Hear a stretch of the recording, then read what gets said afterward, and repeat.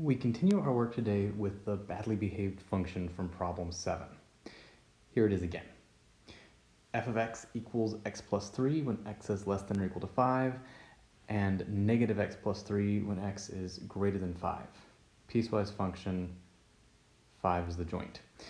Our very last statement in the last worksheet was that the limit as x approaches 5 of f of x does not exist. And we justified this by looking at the graph, which we will do again. So there we go.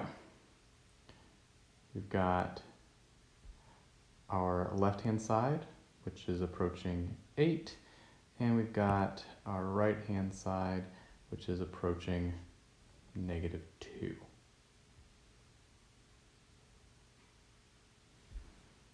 So when x was less than 5, as x approaches 5 from the left, we would say that f of x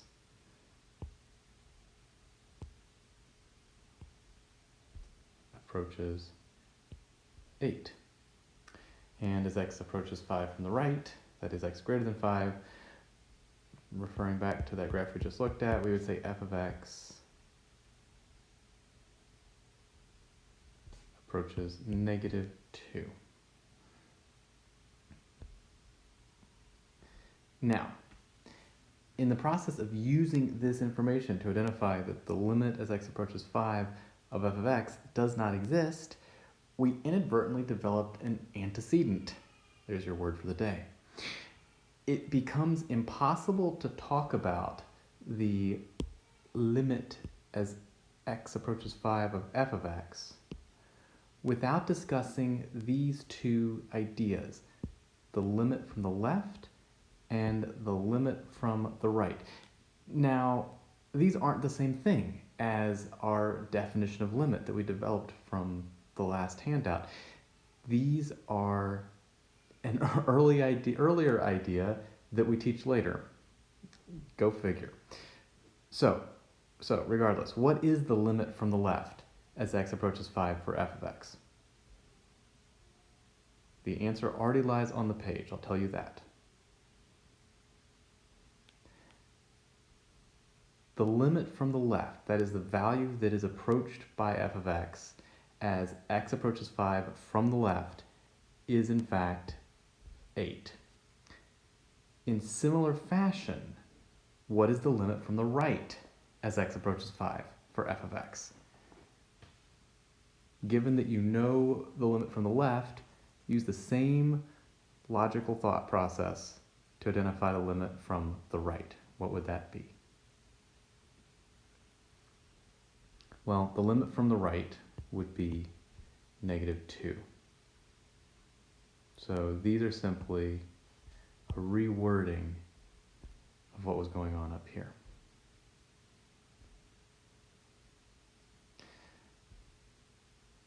A one-sided argument. All that really remains here is notation. These are called one-sided limits.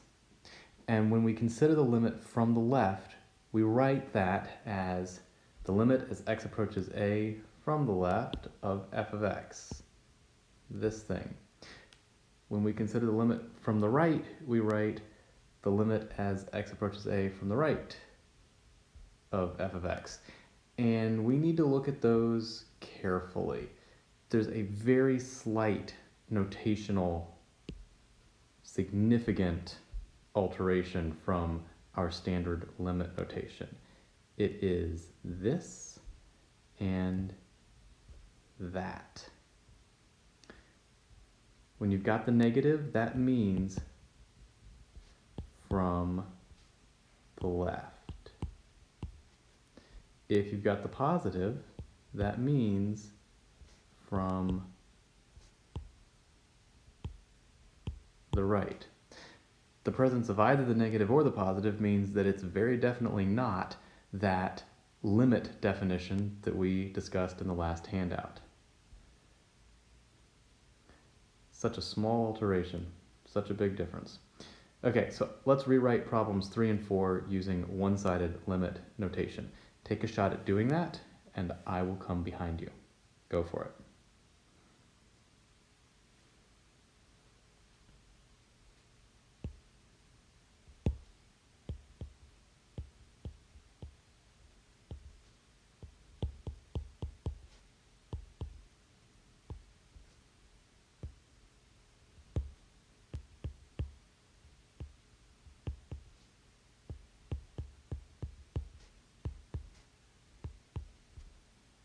And there we go.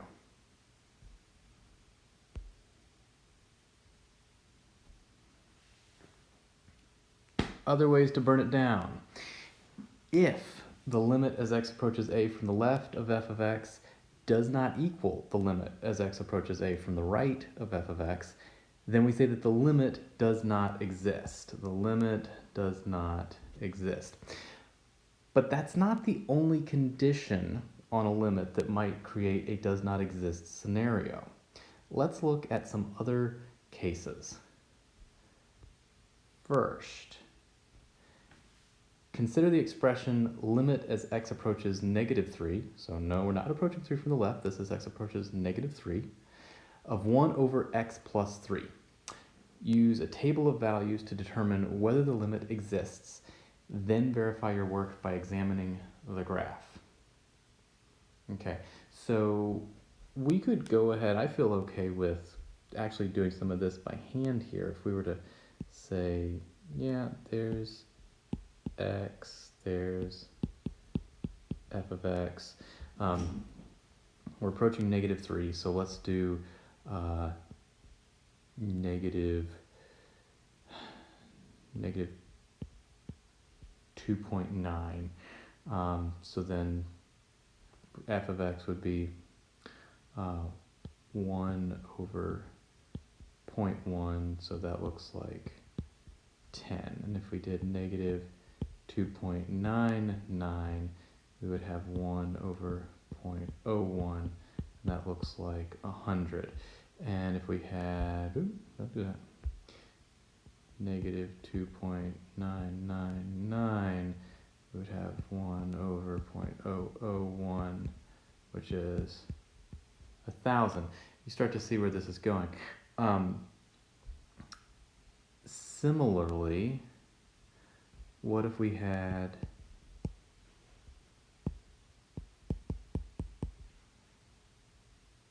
negative 3.1?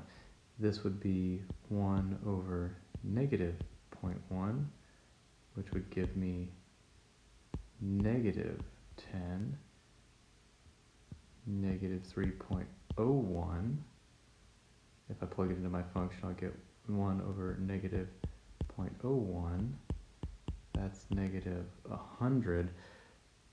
And if we did negative 3.001, I'm going to get 1 over negative 0.001, negative 1,000. Okay, so that's very telling if we know what it means. If we know what it means.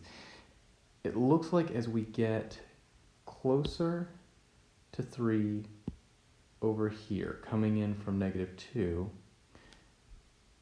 we're getting large values. We're blowing up. We go 10, 100, 1,000. You know what would be next? It'd be 10,000.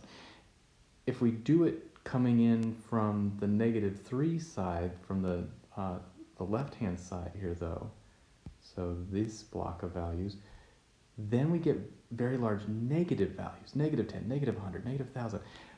There's some place you've seen these before. You've seen this behavior before. Think about that. Where have you seen this before?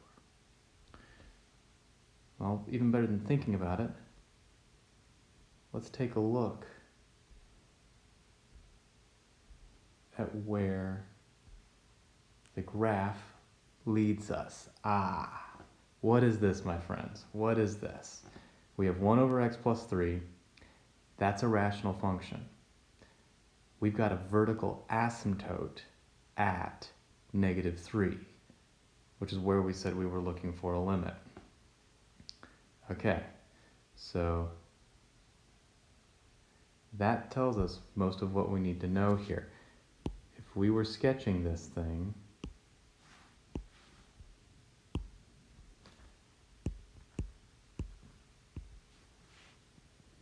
dot, dot, dot, dot, dot, dot, dot, dot, dot, dot, dot, dot, dot, dot.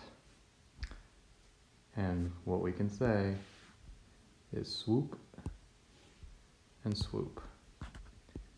So this function does not have a limit. So limit as x approaches negative 3. It doesn't have a limit at negative 3.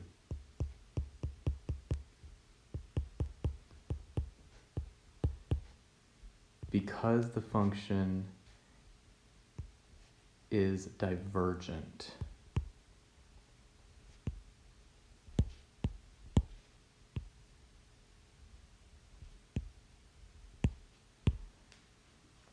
That's what a vertical asymptote produces, divergent behavior. We go to positive and negative infinity at x equals negative 3.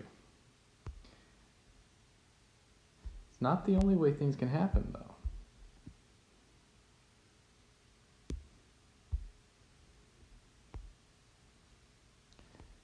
Let's consider the expression, the limit as x approaches 0 of sine of 2 over x. So the 2 over x is the argument of the sine function.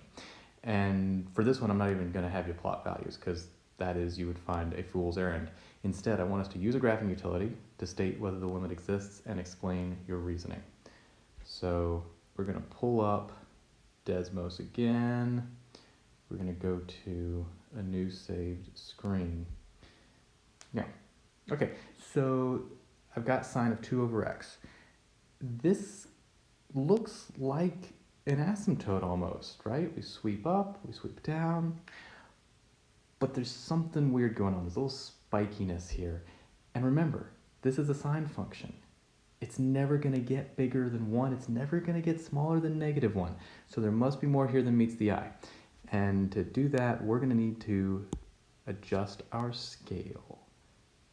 Let's make the x-axis run from negative 0.1 to positive 0.1. Oh, this is interesting. So we have bouncing. We have rapid oscillation. Let's adjust that x-axis again. Let's make it negative 0.01 to positive 0.01. Fascinating. This function oscillates with increasing frequency as we approach 0. It bounces back and forth between 1 and negative 1 infinitely many times inside of that space. It never converges on a given value. You can always find another bounce down to negative 1 or another bounce up to positive 1. And what that means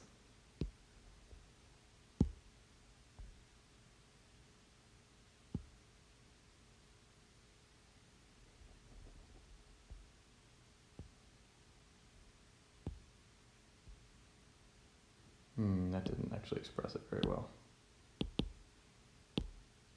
What that means is that the limit as x approaches 0 of sine of 2 over x does not exist because